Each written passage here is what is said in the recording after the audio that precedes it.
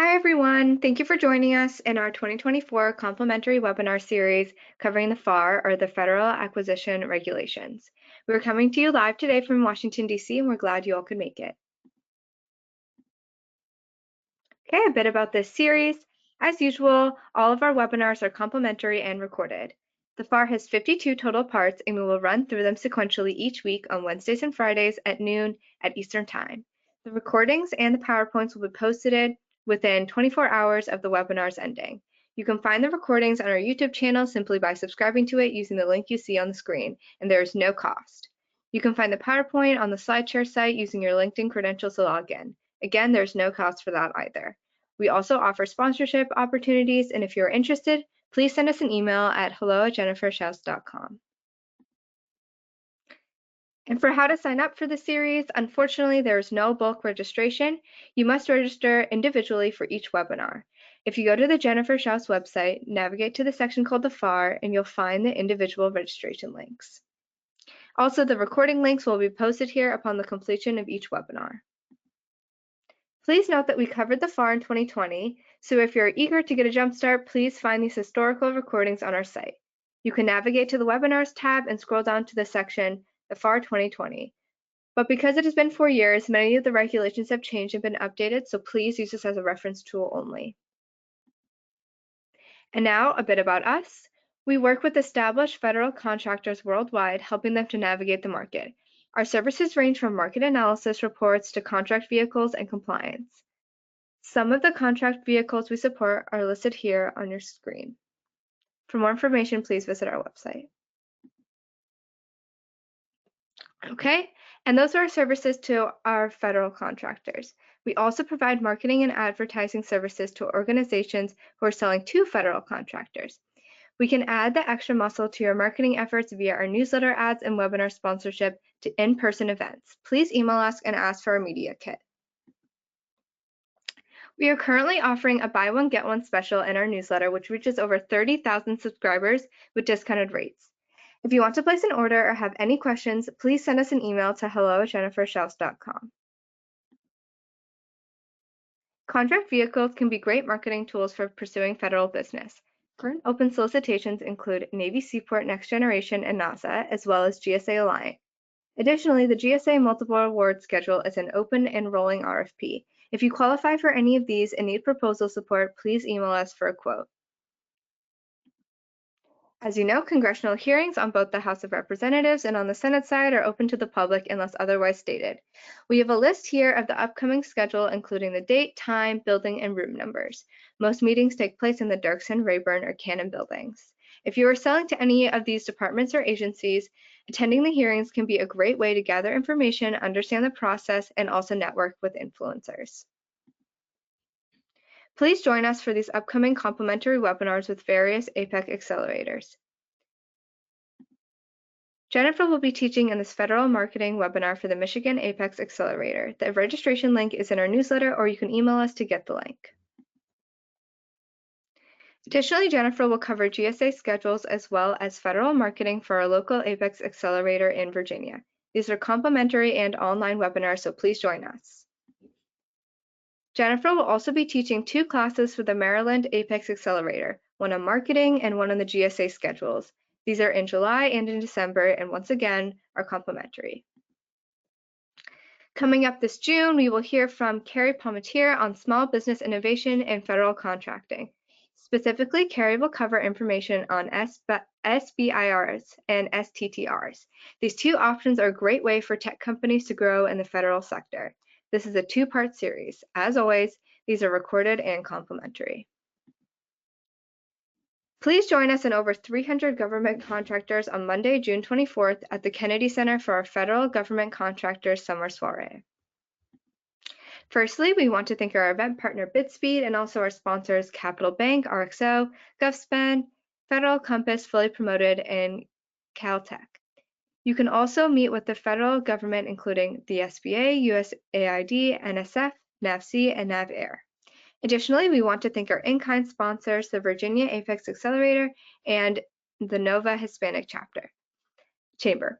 Please register in advance to attend or consider sponsoring. The ticket prices will increase on Friday, June 7th. Once our webinars are complimentary thanks to our longtime and generous corporate and in-kind sponsors. Please allow me to introduce them. We would like to thank our friends at GovEvents, the premier platform for posting events relating to government and government contracting. You can find all of our webinars and our events on govevents.com, as well as recordings from our past 600+ webinars. We also want to thank Tom Johnson and his team at Set Aside Alert, the go-to publication for contracting opportunities for small, woman-owned, veteran-owned, HubZone, and 8A firms. Visit setasidealert.com for more information. The Fairfax Economic Development Authority has an online calendar of events and webinars. We want to thank them for posting our events and webinars on their calendar. The Virginia Apex Accelerator at George Mason University offers free one-on-one counseling to established government contracting firms in Virginia on federal, state, and local procurement topics. If you are interested in learning more, please use the links provided to explore their services, review homework recommendations, register for live training, and find useful links to agencies and other self-directed learning. One-on-one counseling is limited to eligible client companies. Appointment requests are handled in the order they were received and based on counselor availability due to high demand. Online resources and group trainings are free with no restriction on business location. Join the Greater Reston Chamber of Commerce's monthly GovCon Council meeting to network with peers, learn about upcoming events and opportunities, and help to shape future programming. The meetings take place the fourth Tuesday of each month at 8:30 a.m. at the Greater Reston Chamber of Commerce. The next meeting will be on June 25th. Do you want help winning government contracts? Bidspeed can help. Users can find contract opportunities from federal, state, and local government. Additionally, you can search for teaming partners, incumbent point of contacts, expiring contracts, compliance matrices, and also proposal templates. Create your login today at bidspeed.com. Bidspeed is an official partner of the U.S. Small Business Administration's E2G and Power to Grow program. Events are the ultimate engagement channel to bring government and industry together. 68% of government personnel report that they attend more than one event each year. The Federal Business Council, or FBC, has worked with government and industry for 45+ years to create gatherings where ideas are shared and to help government achieve its goals. This includes agency industry days, cybersecurity symposiums, technology expos, and off-site meetings. The FBC provides full lifecycle meeting planning and event management. With over 5,000 meetings under their belt, FBC has the experience, systems, and personnel to make your next event exceptional. Learn more at www.fbcinc.com. Join us at the Government Procurement Conference on Wednesday, June 12th for a special one-day event focused exclusively on government procurement opportunities for small businesses. This one-day event at the Washington Convention Center will help you do more business with the government, meet and network with hundreds of governments and business exhibitors looking to work with small businesses. Matchmaking sessions can match you with government buyers and prime contractors, and the education sessions on small business topics will provide the most up-to-date information. Visit gpcnow.com for more information. That's gpcnow.com. Now, last but not least, please check out our friends over at GovBrew. GovBrew is the most read GovCon newsletter, keeping thousands of GovCon professionals in the loop with news, updates, and opportunities in the federal contracting market, all in a fun and accessible email that only takes 5 minutes to read, and it's 100% free to join. It goes out every Monday, Wednesday, and Friday at 7 a.m. It's filled with great content, event postings, webinars, and more. We encourage you to sign up at govbrew.co, or you can use the QR code you see on the screen. And the reason we're here today is to cover FAR Part 37, Service Contracting. Okay, now let's meet today's speaker. Please welcome Eric Crucius to the webinar. Eric, we are so glad to have you with us today, and we're so excited to hear your presentation. I'm going to put myself on mute now and turn the floor over to you. So please just let me know when you're ready for your next slide, and I'll advance them.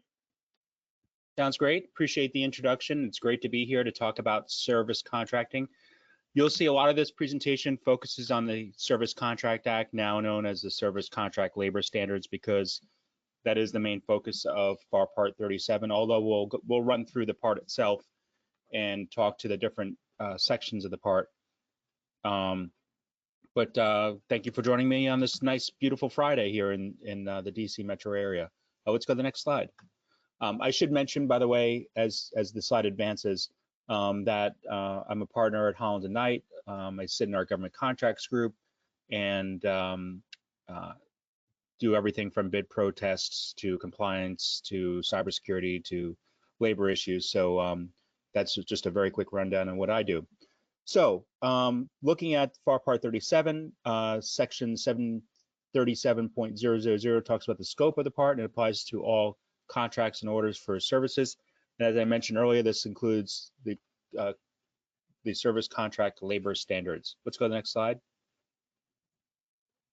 So I thought it would be good to kind of do a primer on what the Service Contract Act is. I prefer to call it SCA, maybe it's kind of old school. But let's just do a little rundown on what the SCA is, because the FAR Part 37 talks about it a little bit, but I think it's good to have this background.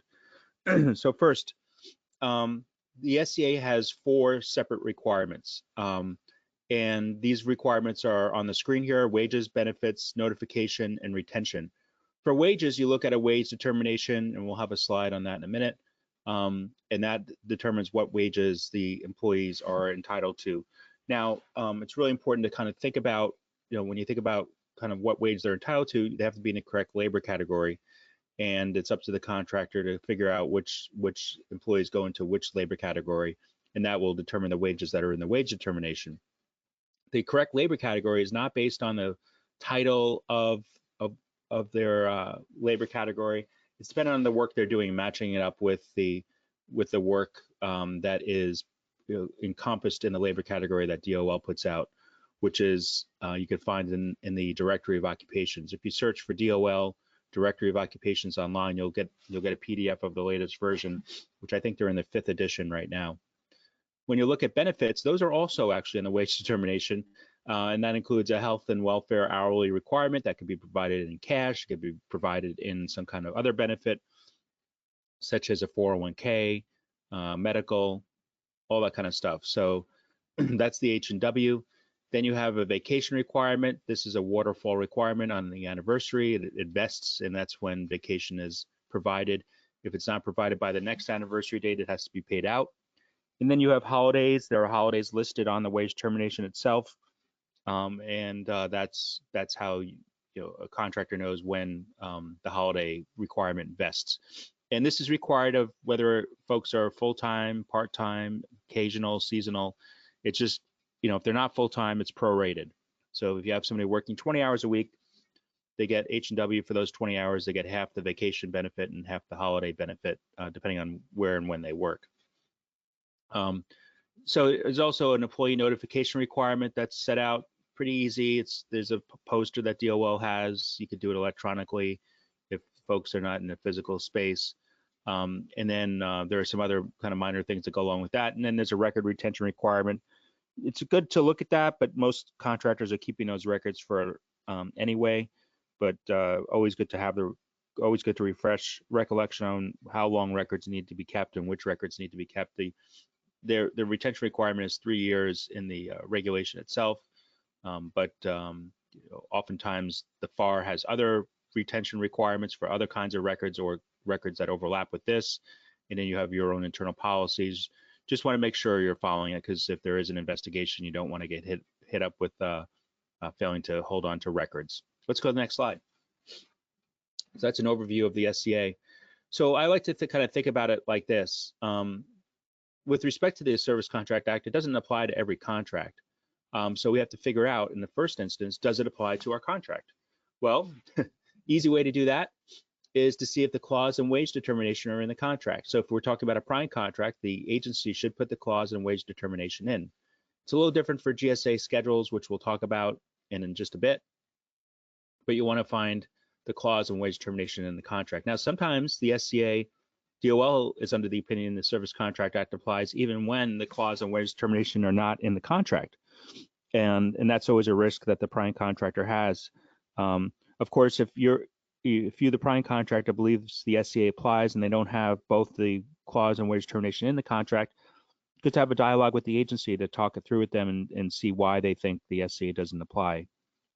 Contracting officers are really have to figure out and know dozens and dozens of rules because there are hundreds of clauses that they have to think about putting in contracts or not putting in contracts.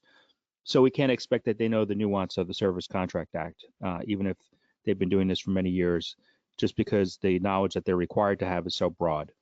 So it's good to have that dialogue with them because they may have not thought about or know the consequences of putting the clause in or not putting the clause in. If you suspect this is a contract that should be covered by the Service Contract Act. And then the last point on here, the Christian doctrine, that's not a religious doctrine. If you're in government contracting, you probably know what this is, but you may not. So let's just talk about it really quickly. It's off of a case called GL Christian and Associates. That case stood for the proposition that there are some clauses that are so kind of central to government contracting that courts and bodies are going to read them in whether they're there or not in the contract. So the classic example, of course, is the termination for convenience clause, right? You get a contract from the government, there's no T for C clause in it, and you pop open the champagne, you celebrate, you're like, the government is stuck with us for at least the next year. Well, not exactly. Try to put that cork back in the bottle, although that's not really possible, because the T for C clause will be read into a contract whether it's there or not. That's not really true for the Service Contract Act because it's kind of discretionary about whether it comes in or not. It depends on the circumstances of the contract. You know, how much of it is services, blue collar services specifically, you know, whether it should be or not. And there's not a bright line test for that. So it's not going to be a Christian doctrine thing. So if the clause and wage termination aren't in there, then it has to be placed in there after the fact. And we know this also that DOL takes this position too, because if they do an investigation for non-compliance with the Service Contract Act and they see that the clause and or wage termination are not in the contract, they stop the investigation and require the agency to put those clauses in or those things into the contract before restarting the investigation. And then if there is a violation based on the after included clause, then you know, it's important as a contractor that you submit something to DOL showing that this was not your fault, that this was an agency mistake along the way.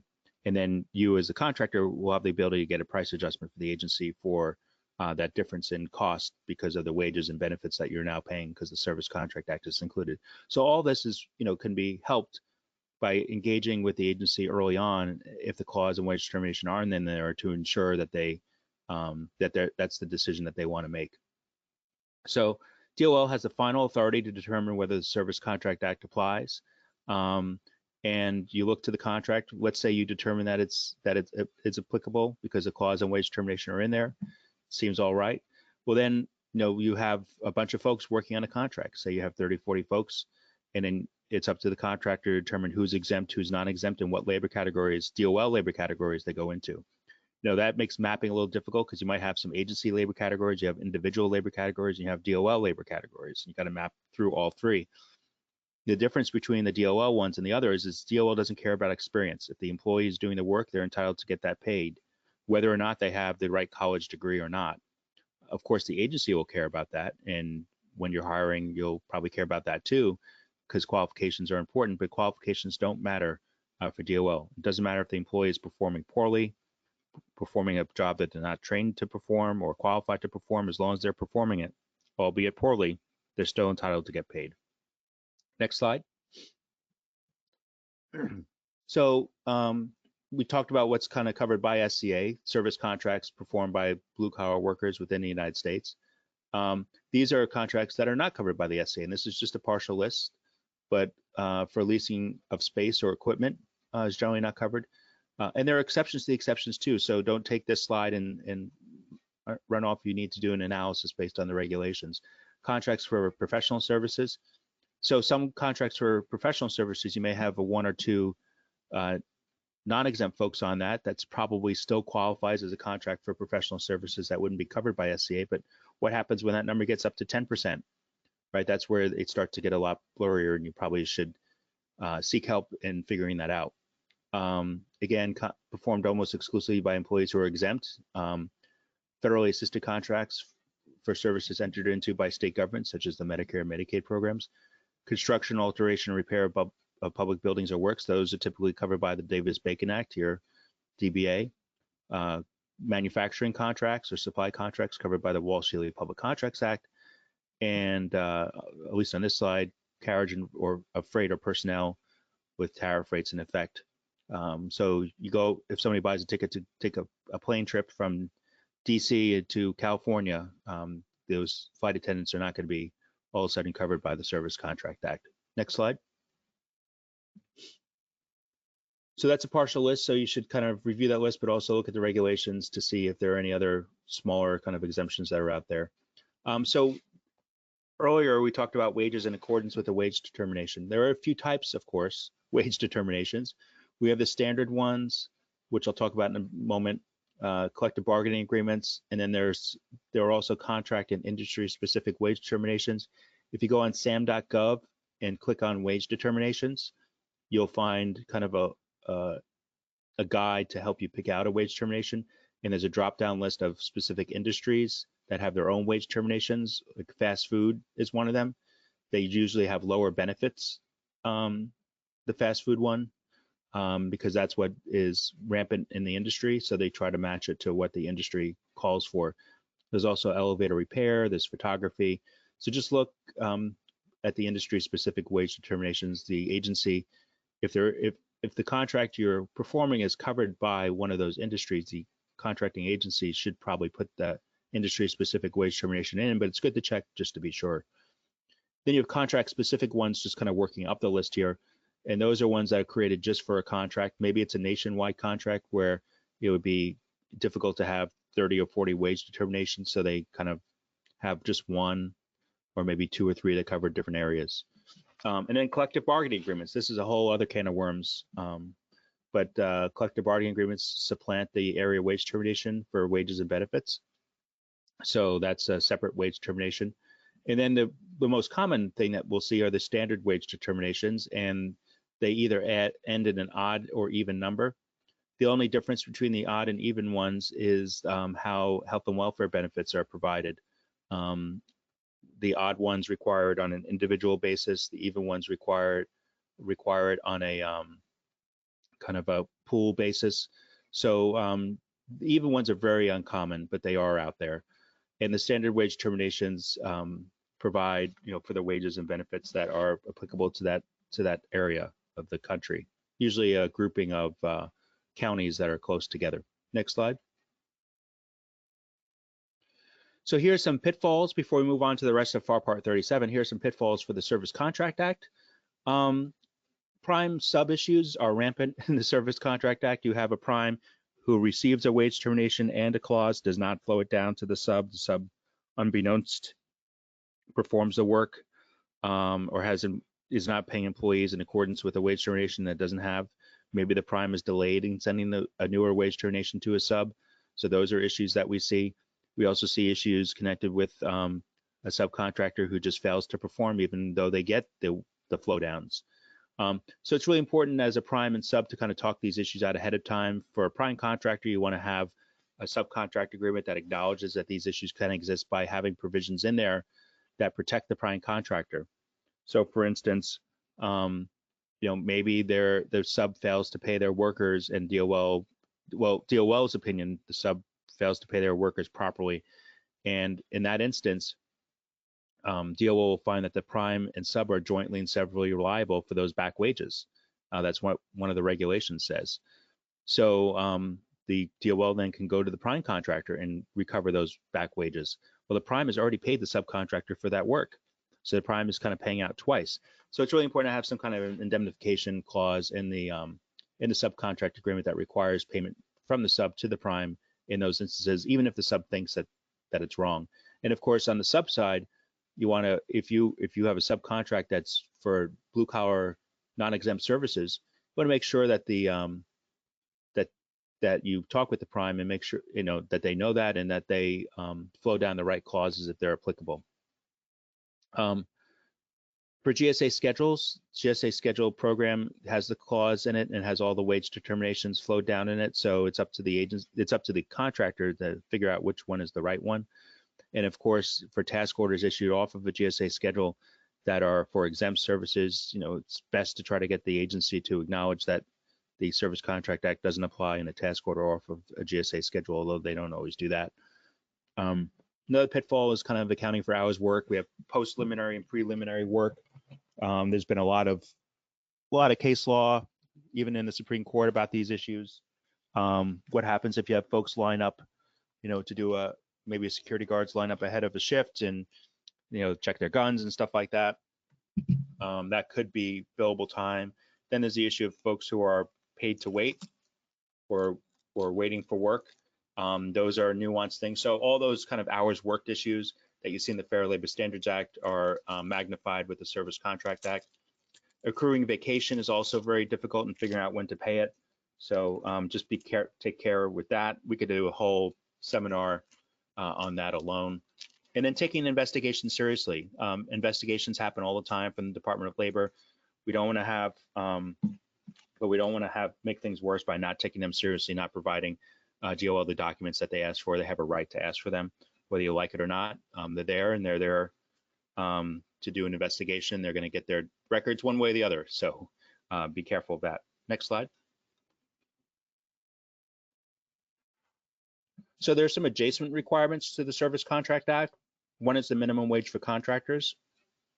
New minimum wage requirements came out through executive order in the Obama administration and the Biden administration. The minimum wage is updated every January 1st. It has to be paid January 1st. There is a price adjustment that contractors are entitled to for the new minimum wage. Anecdotally, I've seen agencies very resistant to this, but it is a requirement. So it's good to have a conversation with the agency, showing them the requirements, showing them the regulation. And when we just skip to the bottom, because this one is in effect right now, also is paid sick leave. That's a separate FAR clause. Requires paid sick leave 1 hour for every 30 hours worked. If the clause is in there, this is in addition or plus any other requirements that are out there, including other sick leave requirements that you find in state and local law.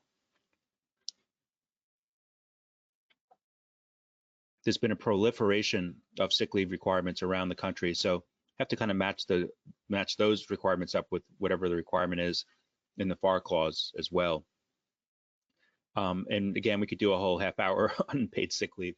And then we have the non-displacement qualified workers. This is something that has gone back and forth through different administrations. There was a limited version of it during the Clinton administration. George W. Bush rescinded the executive order that put it in the first month he was in office.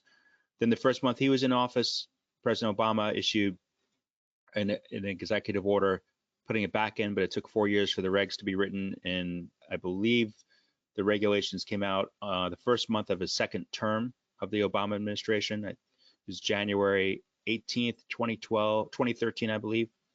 And then the Trump administration actually left it in place for most of the Trump administration. But President Trump issued an executive order on Halloween night, 2019, rescinding the non-displacement of qualified workers for those regulations that were put in effect by the Obama administration. And then the first few months, I should say, of the Biden administration, they issued another executive order, putting it back in. The DOL rule has been written. We're waiting for the FAR rule that would put it into contracts. But we expect that we'll see it sometime soon. And this will require contractors to give an offer of first refusal to existing workers who are non-exempt workers working on a contract. And that right of first refusal will extend to all the workers. And there are some exemptions or to that. There's also the biggest difference between this one and the Obama version of it. There's some minor differences, like the definition of United States. But one of the biggest differences is that if the agency wants to relocate the contract somewhere else, like they're performing it in Kentucky, they want to move it to Arkansas, they have to have a written justification to file for doing so, because that was a way that agencies could break non-displacement, because very few people move far for a job that is a non-exempt job. It does happen, but it's not common. So if they want to kind of have a new workforce, that's a way that they can do it. Now they have to essentially justify it in a contracting file. So let's see exactly how that works. And I should mention, by the way, on the paid sick leave, that applies to exempt and non-exempt workers. It applies to workers who are also working in connection with a contract. And that means they spend more than 20% of the time working in connection with. If kind of some examples of in connection with are folks who are doing the billing for a contract. They're not billing directly to the contract, but they're doing the billing for it. Maybe a security guard on a construction site where the security guard isn't required by contract. So those kinds of things. let's go to the next slide. So what is a Service Contract Act? It's a contract to perform. So now we're moving into kind of the different parts of the FAR Part 37 with that background. It's a contract to perform an identifiable task rather than to furnish an end item of supply. And I would also say it excludes kind of construction contracts as well. Here are some common examples of service contracts. This is not a full list, of course, but maintenance, overhaul, repair of equipment, say a lot like repair of airplane engines, things like that. Advisory services, consulting services, communication services, research and development. These are just some examples. Next slide. Now, another definition that I think is important in 37.101 is performance-based contracting, and that's structuring all aspects of an acquisition around the purpose of the work to be performed. So in this kind of thing, they're not telling you how to do it, they're just telling you what needs to get done. It's up to you to figure out how to get there. And that's what performance-based contracting really is. They just care that the end goal is met, no matter whether which path you go down to meet that end goal. Next slide. So moving on to 37.102, performance-based acquisition is preferred for architect and engineering services, construction, utility, or incidental services. And this is the order of precedence for that under 37.102. Next slide. So what personal service contracts, that's defined in 37.104, and you can see that every number.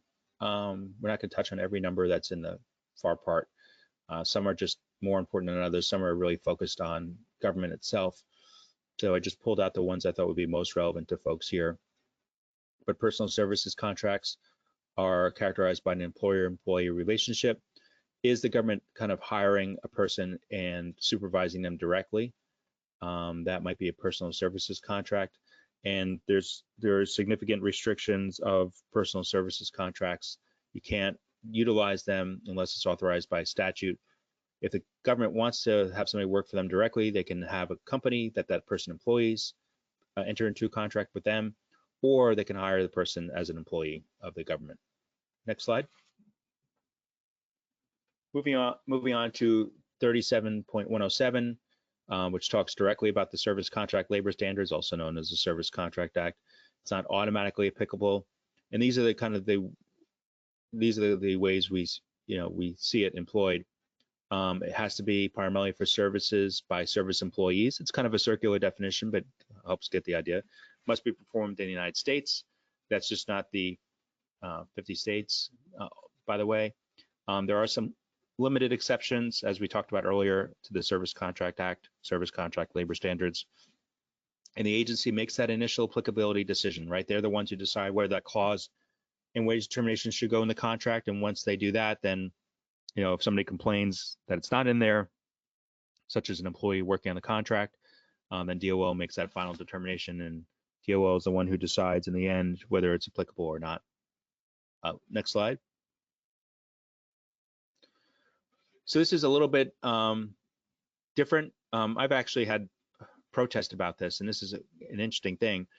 It was sometimes if a small business doesn't have a lot of past performance, there's a requirement to get a certificate of competency, and this is the SBA reviewing a company to determine whether they're competent to perform the tasks. So it's called a certificate of competency. Sometimes in certain circumstances, an agency can require that, and then SBA will usually find a company competent unless they see some kind of red flags. You can see here in the slide, it allows for the certificate of competency to not apply where the government requires the highest competence obtainable. So again, this is usually for small businesses that don't have a lot of past performance along the way. Next slide. 37.111 deals with extension of services. Sometimes contract awards are delayed. I may be guilty of having caused that by filing a protest in the past, as just about every other protest lawyer has. And because of that, there can be extension of services allowed. Could be no more than 6 months at the same rates, but agencies can extend services for another 6 months beyond the contract period. If there is a new wage determination that's put in because a new one has come out during that 6-month period, then the contractor has a right to get a price adjustment off of that wage determination along the way. So that just because it's extended doesn't mean that that you're stuck, if a new wage determination comes out. So let's go to the next slide. We have advisory and assistance services, 37.2, and the policy under that is under 37.203. Agencies may contract for advisory services when it's essential for the mission, but it's not like these advisory services can take the place of agency decision making. So it can't be used for that. It can't be used to bypass employment procedures. We'll just hire some folks instead of, we'll just contract with some folks instead of hiring them. And if this advisory service is available in some other agency or within the agency, then they can't contract for it. So that's a general policy that we see. Let's go to the next slide to another section, dismantling, demolition, or removal of improvements. So this talks to that. 37.300 is the scope for that, dismantling and demolition of buildings, ground improvements, and other real property structures, and for the removal of such structures. So the labor standards applicable to that would either be the Service Contract Act and the Davis-Bacon Act for construction. And this will be highly dependent on the nature of the work. We see a lot of contracts where they both exist or there's a gray area between them. So, that may impact the pay and the benefits provided to the employees because the area wage determinations may be different for both of them. Also to keep in mind that there are some additional requirements under the Davis-Bacon Act, like providing a certified payroll on a weekly basis.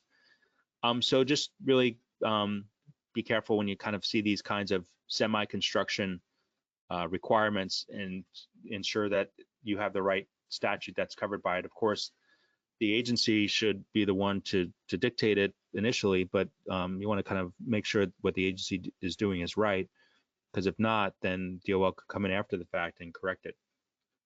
And on the next, let's go to the next slide. We'll have a couple more clauses in this area.